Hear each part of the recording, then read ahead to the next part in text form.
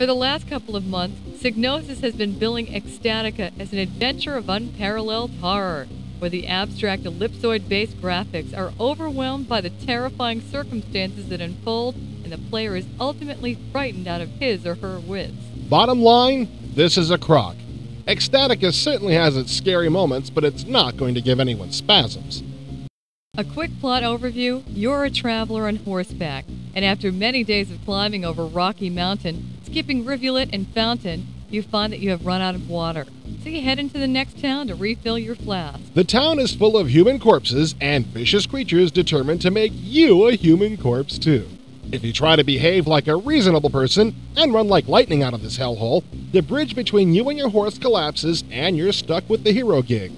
While most of the shots in this review show a male protagonist, it's worth mentioning that you do have the option of playing a female. And she's cute, too. Well, yeah, if you go for women who are completely ellipsoid-based, and who doesn't? The basic idea is that the town is under a curse, and you have to figure out why and how to stop it. Along the way, you risk bodily harm, personal disgust, and transformation into numerous small animals. This, by the way, is one of our biggest arguments against the idea that this game is somehow terrifying. When you look at these graphics, I admit they're good, but the word cute comes to mind. Okay, well, this isn't so cute.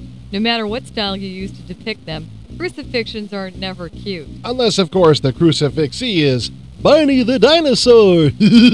But enough pandering to the audience. We digress. There are a number of bloody and icky things that the monsters have done to the residents of the town. You can't throw a rat without hitting a mutilated cadaver. Incidentally, you can pick up the rats. I have no idea why, but I thought I'd mention it. Thank you. We're all grateful. I'm sure it was a deliberate move, but I think they went a little far in the simplification of gameplay. All you can control in this game is when you punch, where you walk, what you pick up, and what you put down. There are no special commands. If you have the right item at the right time, your character just does the right thing without any help from you. And there's no inventory of your pockets. Apparently, your tights are a bit too constricting to let anything else in, because all you carry is what's in your hands. For that matter, there's no information screen at all to tell you important things like how much health you have left. What you see is what you get. You have to figure out how close you are to death by how much your character is limping. In an odd exception to the simplification rule, the 12 function keys are taken up with 12 subtly shaded variations on character movement speed. You cannot convince me that this was efficient. I'm kind of worried that our viewers will think we didn't like this game. All we've done so far is contradict the company party line and complain. Honestly, folks, whether or not this game reduces you to a quivering wreck is not important. The fact is, the combination of the almost humorous character design and the creepy goings-on give Ecstatica an atmosphere like nothing you've ever experienced. And the designer was completely aware of that incongruity. There are some moments of outrageous and irreverent humor. I found myself laughing a lot more than shivering.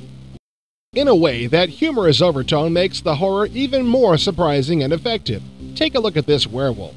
Not that imposing a sight, is it?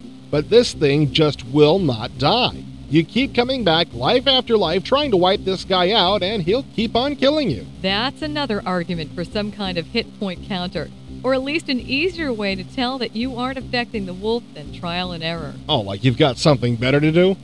So why did Psygnosis give this game such a push toward the horror market? Well, it's definitely a game for adults and deserves the box warning saying that it may not be suitable for players under 17. My theory is that it's too hard to find a market for a product this unique, so they lumped it in with the closest thing they could think of, which is horror. I can understand that reasoning, I guess, but this game could appeal to so many more people than just gore freaks, and I think they'd find it too tame. How is this game ever going to find its audience? Well, that's why we're here. Oh yeah.